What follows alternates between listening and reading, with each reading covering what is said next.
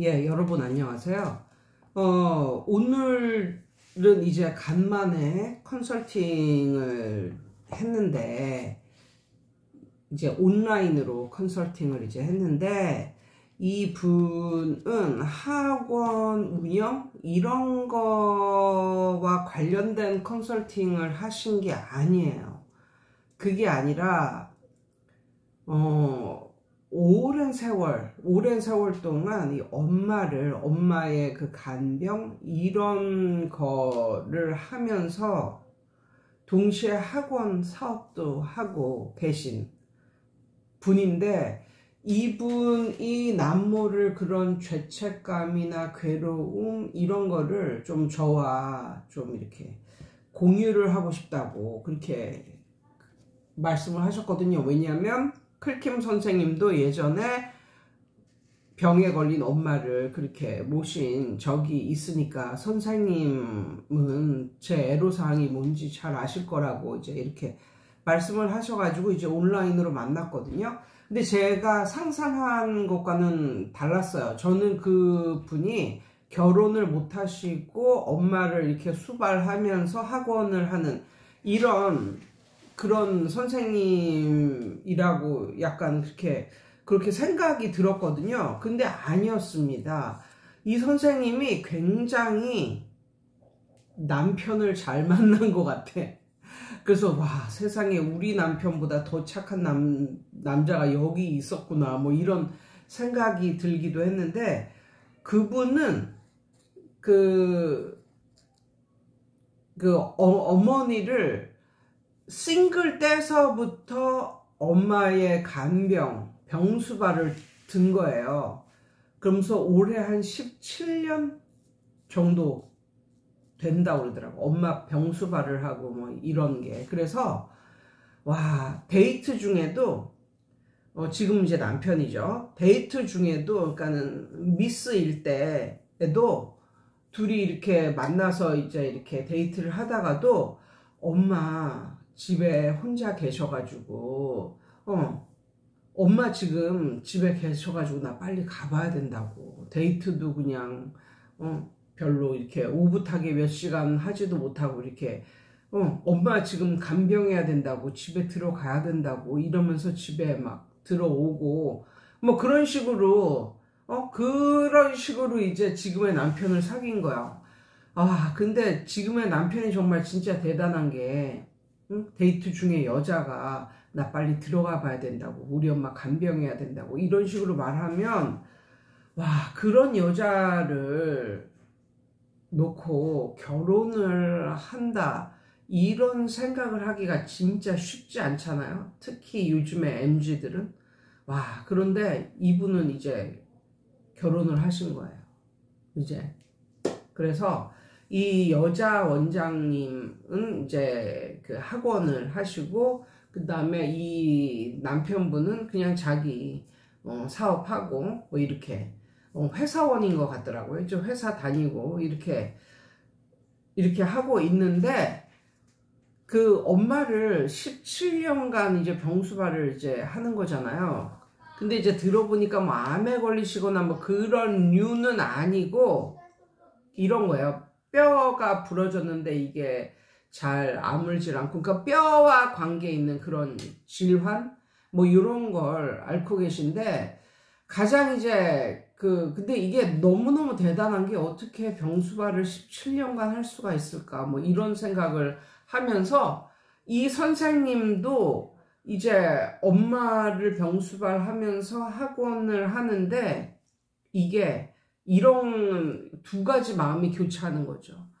그래도 나의 엄마인데 잘 모셔야지, 이런 마음과 너무너무 힘들구나, 내가 이걸 언제까지 계속 할 수 있을까, 이렇게 언제까지 계속 살 수 있을까, 뭐 이런 마음.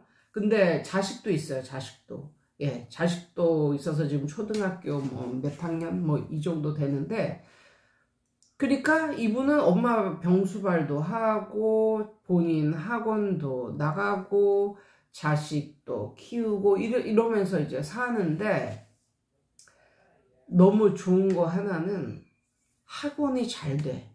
이분 말에 따르면 이분은 뭐 영어를 전공한 사람도 아니야. 그렇다고 아주 뭐 자기가 볼 때 뭐 전문인도 아니고, 그리고 학원을 한 지 막 오래 뭐 그렇게 된 것도 아니고 한 4, 5년 뭐 그 정도?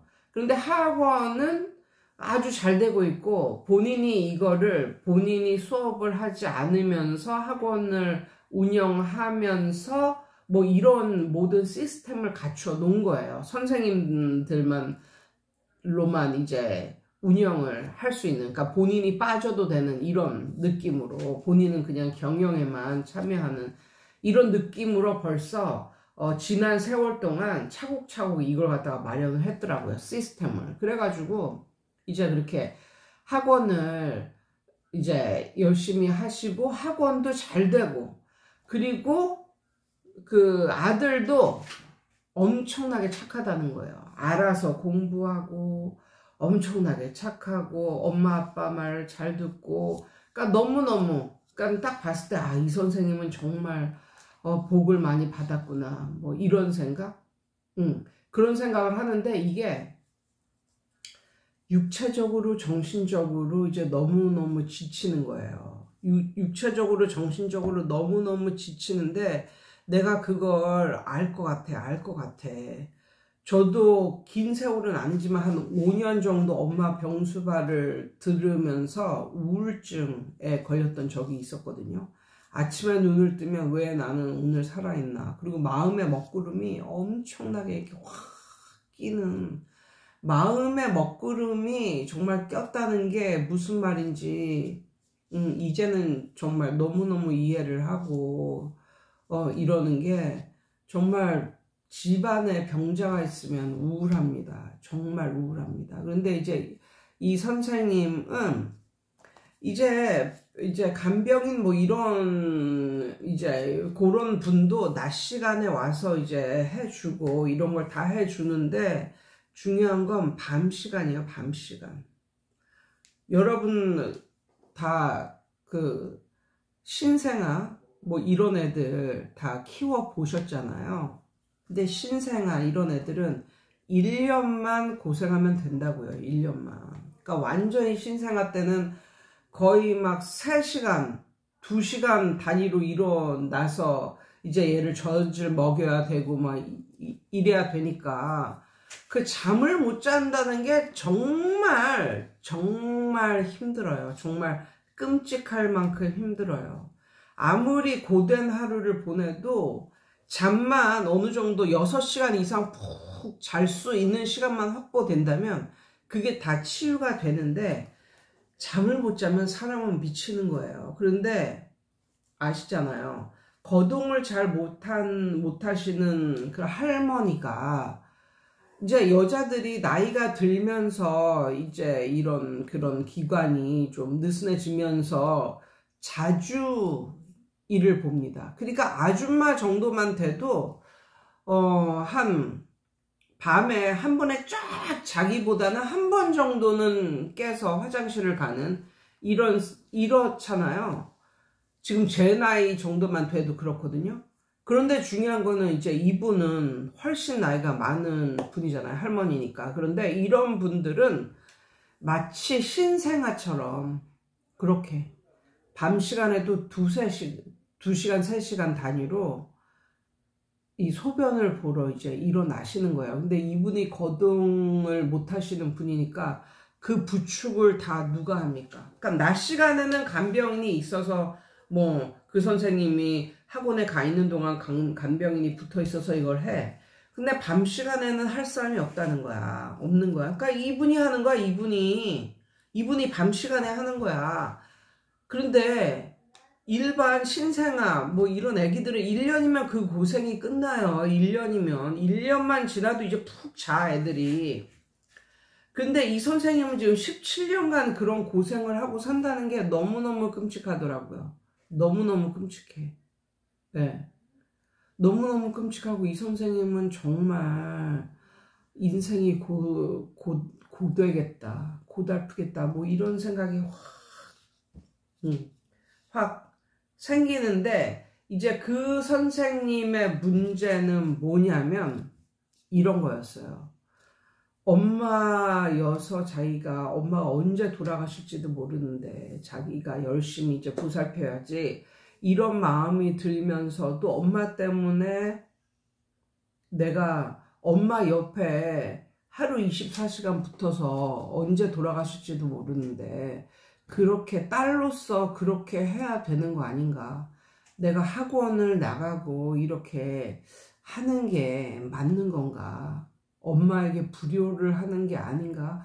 그것과 이것 사이에서 너무나 그러니까 책임감과 죄책감 이 사이에서 너무 괴로워 하시더라고요. 그래서 제가 그분께 뭐라고 그랬냐면, 그래서 심지어 학원을 이제 그만해야 되겠다. 학원을 그만해야 되겠다. 이런 생각이 생겨가지고 학원을 매매할 생각도 하고, 근데 이제 매매할 생각에 이제 한번 이렇게 문을 두드려 봤더니 학원이 지금 너무너무 잘 되고 있고, 이거는 원장 없이도 이렇게 잘 되고 있고, 이렇기 때문에 권리금 한 1억 정도는 챙겨주겠다고 이러면서 눈독을 들이는 사람들이 굉장히 많대요. 그래서 이 선생님이 이 학원을 팔고 내가 딸이 된 도리로서 엄마에게 붙어서 이렇게 거의 24시간 붙어서 있어야 되는 거 아닌가? 엄마가 낮에 얼마나 외로울까? 이렇게 이런 생각을 하면서도 어떤 생각을 하냐면, 나는 학원에 가서 나의 즐거움을 느끼는데, 학원에 가서 애들하고 같이 있고 젊은 선생님들하고 같이 있을 때 나는 인생의 활력을 느끼고 이러는데, 그래서 갈팡질팡 하시는 거예요. 그래서 제가 뭐라고 하냐면, 원래 엄마와 딸 사이는 그렇게 가깝게 있는 게 그거야말로 별로 정상적이지 않은 관계다. 엄마와 딸은 20살 넘어가면 떨어져 있는 게 맞는 관계다. 누가 엄마하고 딸이 이렇게 붙어있는 관계가 어딨냐고. 다 원래 새끼 때나 동물들도 그렇고 새끼 때나 엄마 옆에 붙어 있는 거지, 어느 정도 성장을 하고 이제 그러면 다 떨어지는 거다. 뭐 이런 식으로 이제 말씀을 드렸고, 거기에 대해서 너무나 죄책감을 느끼지 말아라. 왜냐하면 간병인이 붙어 있는 거잖아요. 근데 엄마는 이제 간병인을 좀 싫어하신대요. 그렇겠지. 그 딸이 훨씬 더 편하니까. 그렇지만 그렇다고 그냥 딸을 그렇게 꼼짝 못하게 그렇게 하면서 그렇게는, 근데 엄마가 이제 그걸 원하신다는 거예요. 왜냐하면 나이도 들고 그러면 애가 되잖아요. 몸도 아프고 이제 이러니까.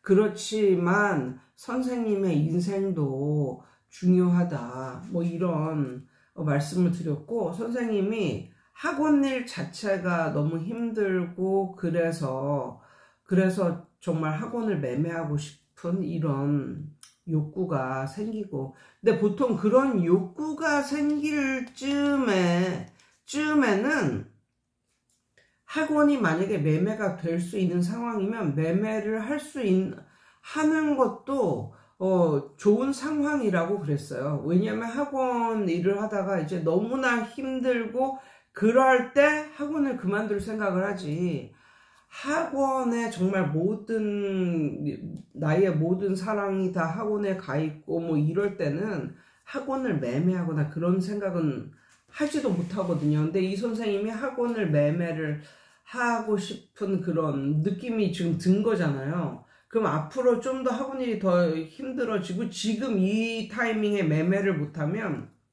어쩌면 학원이 점점 안 되는 그런 상황으로 갈 수도 있거든요. 그런데 이 선생님 말을 잘 들어보니까 학원에 대한 애착이나 이런 건 너무나 강렬한데, 이제 엄마한테 대한 죄책감 뭐 이런 게 너무나 세서 이 죄책감을 좀 벗어나려면 내가 학원을 정리를 하고 엄마 옆에 붙어서 같이 있어줘야 되는 게 아닌가, 이런 식으로 생각을 하더라고요. 그래서 제가 뭐라고 그 분께 뭐라고 그랬냐면, 또 때마침 이 분이 이제 크리스천이셨어요. 그래서 뭐라고 했냐면, 모든 걸 주님께 맡기세요. 그러니까 기도 생활을 좀 열심히 하시냐고 이런 식으로 물었고, 모든 걸 주님께 맡기세요. 그렇게 말했고, 아마 모르긴 몰라도 엄마가 아픈데 선생님이 엄마 옆에 학원을 정리를 하고 24시간 붙어 있으면 학원을 잃었다는 상실감. 왜냐면 학원이 그 선생님에게는 엄청나게 어떤 에너지를 받을 수 있고 즐거움을 주는 그런 곳이었는데 이게 상실되어 버린 거잖아요. 그러니까 그 선생님은 그 상실감, 그리고 엄마를 보살펴야 된다는 그런 책임감이나 의무감도 있지만 거기서 오는 말할 수 없는 스트레스, 이것 사이에서 엄청나게 괴로워할 것이다 라고 말을 했고, 그래서 학원 일을 그냥 하는 것을 권유를 했어요. 그러면 학원 일을 하고 계속 그러면 이제 엄마는 이제 엄마하고 못 붙어 있는 거지만 원래 딸이 다 자라서 게다가 자기 가정까지 꾸렸는데 어떻게 엄마를 24시간 돌볼 수가 있냐. 그건 말이 안 되고 이 모든 걸 선생님보다 더 큰 주님께 맡기라고 그랬거든요. 근데 그러면서 제가 이분께 어떤 말을 해줬냐면 이런 말을 해줬어요. 이게 하나의 짧은 스토리인데 어떤 할머니가 이제 시골길에서 이렇게 본인의 짐을 안고 이제 시골길을 가는 그런 이제 할머니를 어떤 착한 운전을 하고 가는 어떤 남자가 본 거예요. 그래서 할머니한테 할머니 제가 태워다 드릴게요. 이걸 타세요. 이랬거든요. 그래가지고 이제 그 차를 그 할머니가 얻어 tas는데 그 차를 얻어 타고 이제 가는 중에도 이 할머니가 본인의 짐보따리를 옆에다가 이렇게 내려놓지를 않고 이걸 이렇게 안고 이렇게 가더라는 거예요. 그래가지고 그 운전하는 분이 할머니 왜 그렇게 짐보따리를 옆에다 이렇게 편하게 두고 가시지 왜 이렇게 짐보따리를 그렇게 안고 가시냐고 그 선한 운전하는 사람이 이제 그렇게 물어봤더니 그 할머니가 뭐라고 했냐면 아이고 본인을 태워준 것만 해도 너무나 감사한데 어떻게 내 짐보따리까지 여기에 태울 수가 있겠어요. 내 짐은 내가 그냥 들고 갈게요. 이렇게 말을 했다는 거야. 그 할머니가. 그러니까는 이거 진짜 웃긴 거잖아. 이 운전하는 운전수에게는 이 어차피 남는 좌석에 할머니를 태운 거 할머니가 그 짐을 옆에다 두고 편하게 가나. 아무 상관이 없는 거야. 이 운전수에게는. 근데 할머니는 나름대로 생각을 한다는 게 아니 어떻게 나를 태워준 것만 해도 감사한데 내 짐보따리까지 여기다 둘 수가 있겠어. 이렇게 어리석은 생각을 하는 거란 말이야. 그러니까 예수 믿는 이것도 똑같은 거야. 예수님은 너의 모든 짐을 내게 맡겨라 라고 그랬잖아요. 그러니까 예수님은 너무나 하나님이기 때문에 너무너무 큰 존재이기 때문에 인간의 아무리 큰 짐도 다 맡을 수 있는, 다 맡아서 해결할 수 있는 이런 사람인데 이제 이 선생님은 하나님을 어떻게 생각을 하냐면 하나님이 아들도 그냥 잘 키워주시고 학원도 잘 되게 해주셨는데 내가 엄마까지 맡기면 너무 내가 엄마까지 맡기면 너무 힘든 걸 맡기는 거 아니야? 하나님한테 이렇게 그런 식으로 생각을 하는 건 아닐까. 그 선생님한테 그랬어요. 엄마라는 짐도 선생님이 믿는 하나님께 맡기세요. 그러면서 맡기고 선생님의 일을 하고 간간히 엄마를 간간히 하루에 한 번씩 엄마를 찾아보고 그렇게 그냥 사세요. 이렇게 이제 말을 했거든요. 정말 우리는 우리 수준대로 이걸 생각을 한다고 옛날에 한국의 지성 이어령 박사님 돌아가셨죠. 근데 그 박사님의 친딸 중에 딸의 이름이 뭐였죠? 생각이 안 나네. 아무튼 아니구나. 이어령 박사가 아니라 김하중 장로님이네. 김하중 장로님. 예. 이분이고, 그 다음에 그 딸이 뭐였지? 아무튼, 그 따님이 있었는데, 이 따님이 암에 걸립니다. 그래가지고, 암에 걸려서 죽어가는, 이민아 자매. 김민아 자매인가? 헷갈리네요. 아무튼 이 딸을 보고 이 장로님이 그렇게 이제 생각을 했다는 거야. 뭐라고 생각을 했냐면, 딸이 암에 걸려서 투병하는 게 아비로서 너무나 가슴이 아프다. 그런데 나는 이 아이의 아비라도 할 수 있는 게, 얘를 위해서 해줄 수 있는 게 아무것도 없어요. 그런데 하나님도 얘의 아버지, 우리의 아버지시잖아요. 하나님도 얘의 아버지시잖아요. 저는 인간적으로 너무나 한계를 느끼기 때문에 내 딸을, 나의 딸의 아버지인 당신께 맡기겠습니다. 그러니까 인간적으로는 사랑하는 마음이 너무나 크고 하지만 인간적으로 얘를 살릴 수가 없는 거예요. 암투병하는 딸을 보고 있을 때 얘를 어떻게 못하는 거예요. 예. 이어령 박사하고 이민아 자매인 것 같아요. 예. 잠시 헷갈렸는데, 그래서 하나님이 필요하구나. 얘에게는 나라는 아빠보다 하나님이 필요하구나. 뭐 이런 식으로 깨달았다고 그때 그분이 이렇게 간증 같은 걸 하는 그런 영상을 이제 봤거든요. 딸로서 엄마의 투병을 어떻게 할 수가 없어요. 그건 어떻게 못하는 거예요. 어떻게 내가 아무리 애를 쓰고 이렇게 한다고 엄마가 뭐 내 의지대로 되는 건 아니잖아요. 그래서 뭐라고 하냐면 선생님한테도 이 책임감을 잠시 내려놓는 이 책임감마저도 이 책임감이라는 짐을 주님께 맡기는 게 그게 정말 중요하다. 그러면서 차라리 엄마를 위해서 기도를 하고 주님께 모든 것을 맡기고 선생님의 생활을 하시라고 뭐 이런 식으로 제가 조언을 해드렸거든요.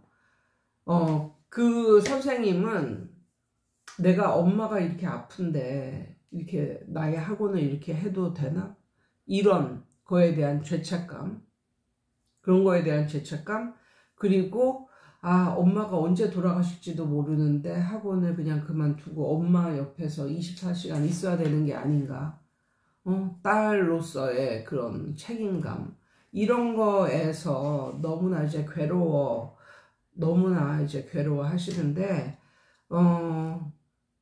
그건 거기에서 조금 좀 책임감의 무게를 좀 덜어내고 그 선생님이 믿는 하나님께 그거를 올려드리는 게 어떨까. 그러면서 제가 뭐라 하냐면 걱정을 너무나 많이 하지 말고 차라리 아침에 일어나서 어머니를 위해서 기도를 해드리는 건 어떨까요? 뭐 이렇게 말을 했고, 그분은 이제 크리스찬인데 엄마는 크리스찬이 아니시라는 거예요. 그래서 그분은 하나님의 때에 엄마가 예수를 믿으리 뭐 이런 식으로 이제 생각을 하지만, 엄마도 너무 딸하고 붙어 있거나 뭐 이러면 혼자 있을 시간이 필요할지도 몰라요. 뭔가 혼자 있으면서 뭔가를 좀 생각이라는 걸 하고 깨닫고 뭔가를 듣고 그러다가 어떻게 기독교 방송을 듣게 될 수도 있고, 아무튼 엄마도 엄마의 그런 시간이 있어야지 이 딸하고 이렇게 하루 24시간을 이렇게 있는 거는 별로 그렇게 바람직한 것은 아니다. 아무리 아프신 분이라 할지라도 그게 그렇게 바람직한 건 아닌 것 같다라고 이제 말씀을 드렸고, 가만히 보니까 제가 그랬어요. 그 분께 선생님 오래 사시겠네요. 이렇게 말했어요. 선생님은 학원도 잘 되고 오래 사실 것 같아요. 이렇게 말했어요. 근데 그 이유가 뭐냐면 성경에 이렇게 써져 있거든요. 부모한테 잘하면 장수를 한다는 귀절이 있거든요. 정말 웃기죠? 원래 장수를 하려면 1년에 한 번씩 건강검진 받고 운동 열심히 하고 그냥 몸에 좋은 그런 건강 제품 이런 거 먹고 이렇게 해야 장수를 하는 것 같은데, 인간적으로 생각을 할 땐 그렇잖아요. 그런데 성경에는 뭐라고 써져 있냐면 부모를 공경하고 이러는 사람이 장수를 한다. 즉 부모를 막 개떡같이 생각을 하고 막 반항을 하고 막 이런 폐륜적인 이런 사람들이 결국은 단명한다라는 뜻이에요. 근데 또 뭐라고도 적혀 있냐면 잠언에 정말 그렇게 나와 있습니다. 예수를 믿으면 삶 자체도 부하게 된다라는 귀절이 있어요. 잠언에 있어, 잠언에. 그러니까 선생님이 지금 학원도 잘 되고, 그러니까 완전히 전공자도 아니고 이런데 너무 넉넉하게 학원도 잘 되고, 근데 학원이 잘 되는 사람들은 선생님도 잘 들어오거든요. 선생님도 잘 들어와서 학원이 잘 되는 거예요.